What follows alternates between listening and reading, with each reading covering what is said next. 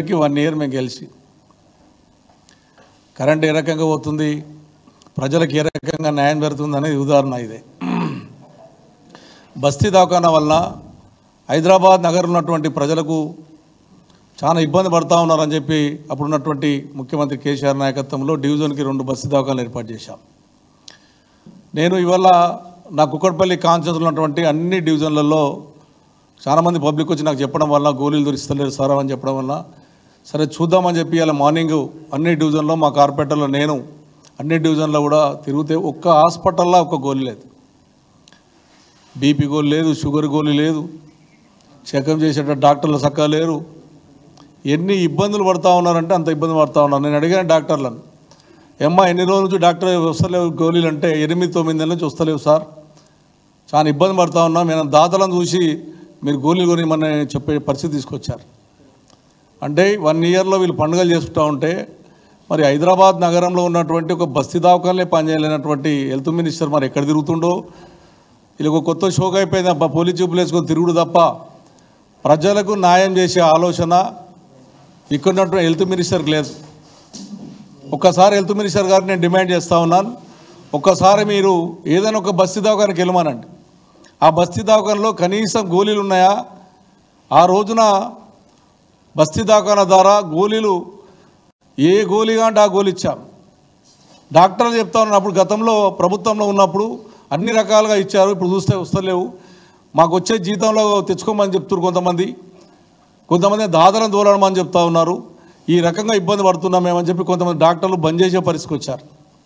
ఆ రోజు బస్తీ దవాఖానా అంటే ప్రేమతోని ఒక డివిజన్కి ఒకటి ఇచ్చేది, మళ్ళీ డిమాండ్ పెరిగి 2-3 ఇచ్చినటువంటి సందర్భాలు ఉన్నాయి అప్పుడు ఉన్నటువంటి హరీష్ రావు గారి నాయకత్వంలో.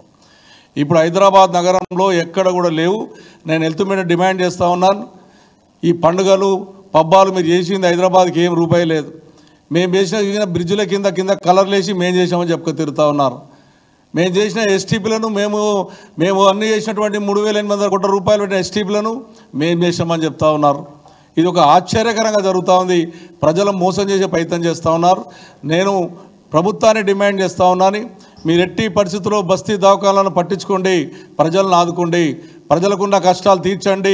మీరు గోళీలు వెళ్ళినటువంటి పరిస్థితి మీరు ఉన్నారంటే మీ ప్రభుత్వం ప్రజలకు ఎంత బాగా చేస్తున్నారు అనేటువంటిది ప్రజలే చెప్తా ఉన్నారు. ఒకసారి బస్తీ దవాఖానాలకు వెళ్ళి చెక్ చేసుకోమని, మీ ఆఫీసర్లు ఏ ఒక్క డాక్టర్ కూడా హాస్పిటల్ ఉండలేదు. టైంకు 10 గంటలకు 11 వచ్చి గంట సేపు ఉండి వెళ్ళిపోతూ ఉన్నారు. ప్రజలు తిరిగి పోతూ ఉన్నారు. వేల మంది వచ్చి ఆ రోజున బస్తీ దవాఖానా ద్వారా ఇక్కడ ఏది ఇబ్బందులు ఉన్నా కూడా ఆదుకున్నటువంటి ప్రభుత్వం ఆ ప్రభుత్వం ఉండేవి. ఈ రోజున బస్తీ దవాఖానాలకు పోతే గోళీలు ఉంటలే ఏముంటలే బాధపడుతూ ఉన్నారు. నేను ఇప్పుడు ఒక దవాఖానాకి వెళ్ళాను, ఒక లేడీని అడిగాను. లేడీని అడిగితే సార్ నేను 2 రోజులు 3 రోజులు తిరుగుతూ ఉన్నాను, నాకు భర్త లేడు, పిల్లలు లేరు, నేను ఒక్కదాన్నే బీపీ గోళీలు ఇవ్వమంటే కాలు ఊపుతా ఉన్నాయి, బీపీ గోళీలు ఇవ్వమంటే ఇవ్వలేమంటే ఆఖరి నేను తెచ్చి ఇప్పించే పరిస్థితి వచ్చింది. అలా ఈ రకమైనటువంటి ఈ కాంగ్రెస్ పార్టీ పరిపాలన ఎప్పుడు చూసినా ఇదే రకంగా ఉంటుంది. గతంలో గవర్నమెంట్ హాస్పిటల్ కూడా భయపడేవారు. టీఆర్ఎస్ పార్టీ ప్రభుత్వం వచ్చిన తర్వాత గవర్నమెంట్ హాస్పిటల్ కూడా డెలివరీ చేసుకునే అవకాశాలు ఉండేవి. ఇలా చూస్తే డెలివరీలు కూడా ఆ రోజున మా బాలనగర్లో ఒక బస్తీ దవాఖానాలోనే 100 మంది 80 నుంచి 100 మంది డెలివరీలు అయ్యేటి. ఇప్పుడు 5 నుంచి 10 అవుతూ ఉన్నాయి. ఎందుకు అవుతూ ఉన్నాయంటే అక్కడ సక్రమంగా ఏమి లేవని, ఎవరు పట్టించుకుంటలేరని, డాక్టర్లు ఉండలేరని, అన్ని కంప్లైంట్స్ ఉండవాలి. ప్రజలు బస్తీ దవాఖానానికి వచ్చే ఆలోచన లేకుండా పోయారు. ప్రజలు ఇబ్బంది పడుతూ ఉన్నారు. నేను ప్రభుత్వాన్ని డిమాండ్ చేస్తూ ఉన్నాను, ఖచ్చితంగా మీరు దీని మీద దృష్టి పెట్టండి. దృష్టి పెట్టకపోతే ఖచ్చితంగా టీఆర్ఎస్ పార్టీ పరంగా బస్తీ దవాఖానా పరంగా పోరాడతామని చెప్పి సందర్భంగా తెలియజేస్తూ ఉన్నాను.